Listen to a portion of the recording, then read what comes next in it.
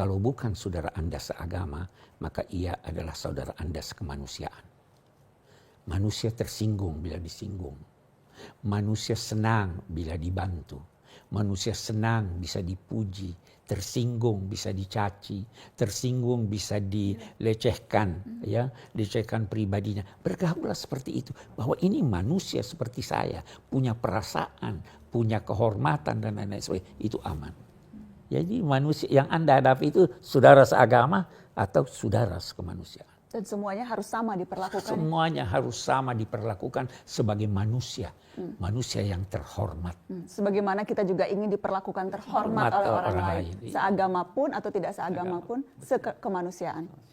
Oke.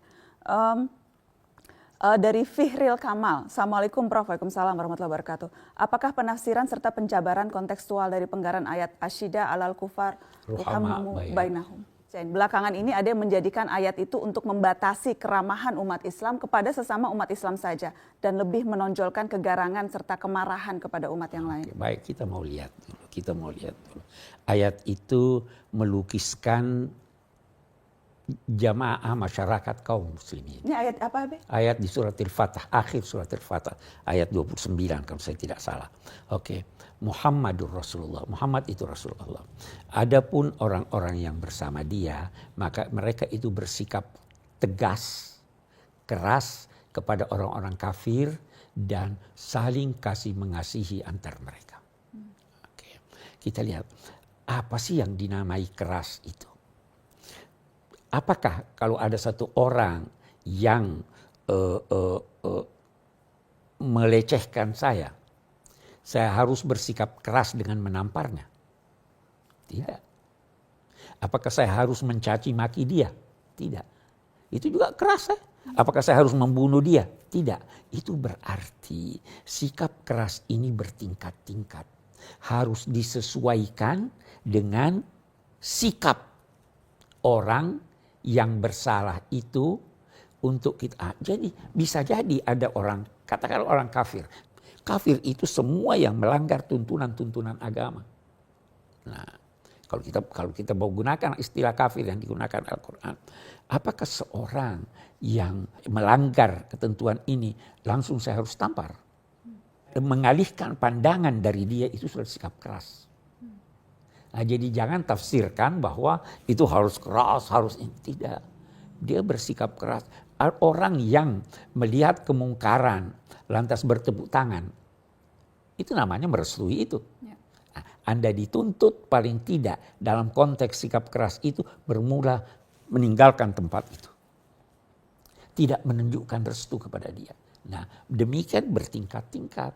Jadi jangan artikan keras itu asyida itu keras sehingga membunuh sehingga ini, tapi bersikap tegas bermula dari menampakkan ketidakpersetujuan terhadap itu sampai kepada tingkat yang tertinggi di mana dibenarkan oleh agama, misalnya kalau dia memerangi kita memerangi dia. Bukan lantas diambil sudah yang tidak sefaham dengan saya lantas dimaki, yang ini dituduh. Tidak, sesama muslim saling kasih berkasih. Sesama muslim saling kasih berkasih. Ya. Dan muslim itu adalah siapa yang mengucapkan 2 kalimat syahadat walau berbeda mazhab dengan Anda. Semua bisa, walaupun berbeda-beda, semua bisa mengikuti Nabi. Karena yang perbedaan mereka itu adalah dalam hal-hal yang tidak pasti dari Nabi. Ada satu ungkapan Abi yang menurut Nana juga mungkin bisa Abi ulang di sini soal bagaimana surga itu sesungguhnya sangat luas. Oh iya, surga sangat luas. Itu ada satu orang bergelimang dalam dosa, masuk neraka. Tapi rahmat Tuhan pada akhirnya berkata, angkat dia ke neraka. Ini orang yang terakhir masuk surga, kata Nabi. Maka dia datang, wahai Tuhan, aku datang menghadapmu. Terus Tuhan berfirman pada dia, kamu dulu melakukan ini. Benar Tuhan, kamu dulu diulang dosa-dosanya.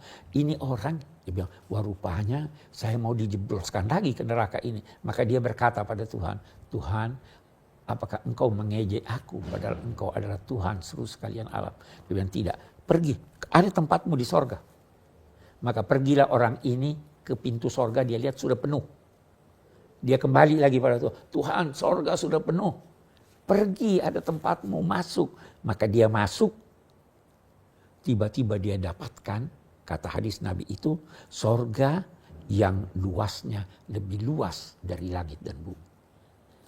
Ya, ini orang yang terakhir masuk sorga nih.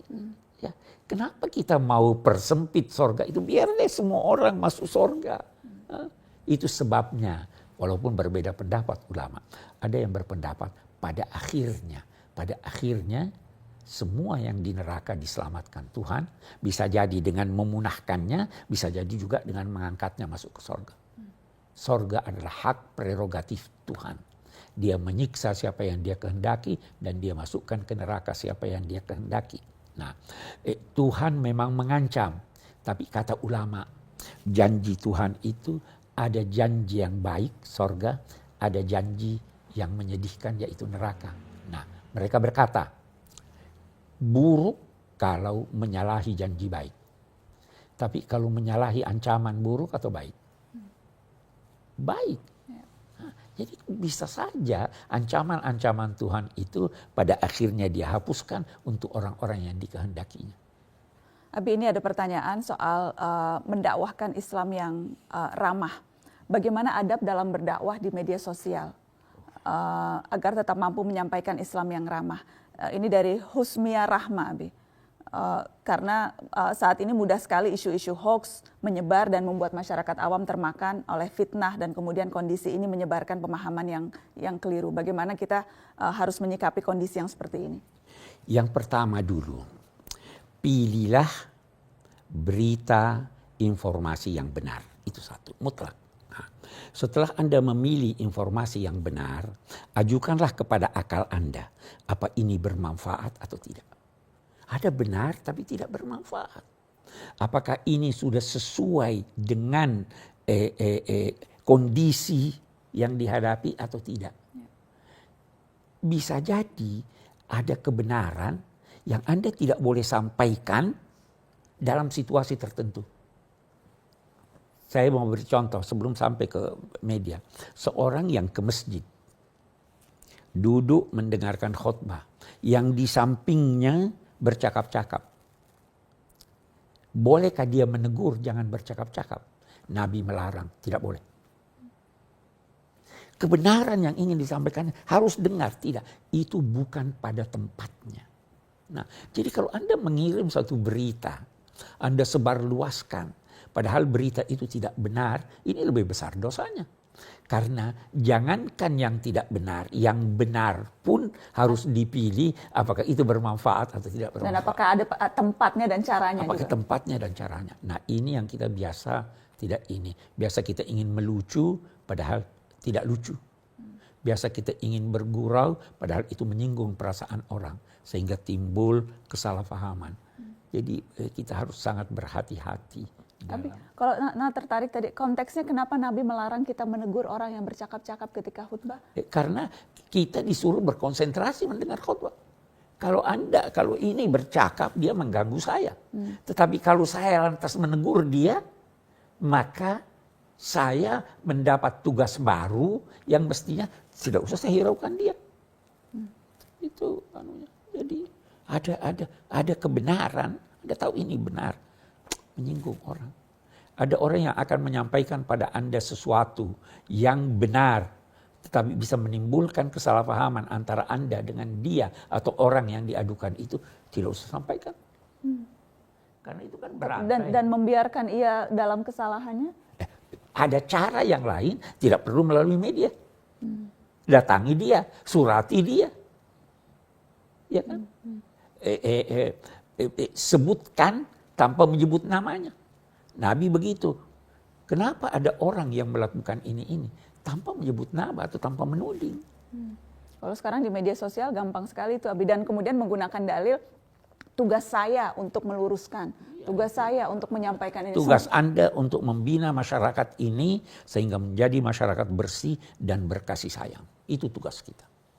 Semua upaya yang bisa meretakkan hubungan antara seseorang dengan orang lain itu adalah bagian dari upaya iblis. Tahu artinya iblis, memecah belah. Semua ada tempat, semua ada caranya. Semua ada tempat, semua ada caranya. Oke. Terima kasih sekali lagi Abiku. Makasih. Terima kasih. Assalamualaikum Abiku.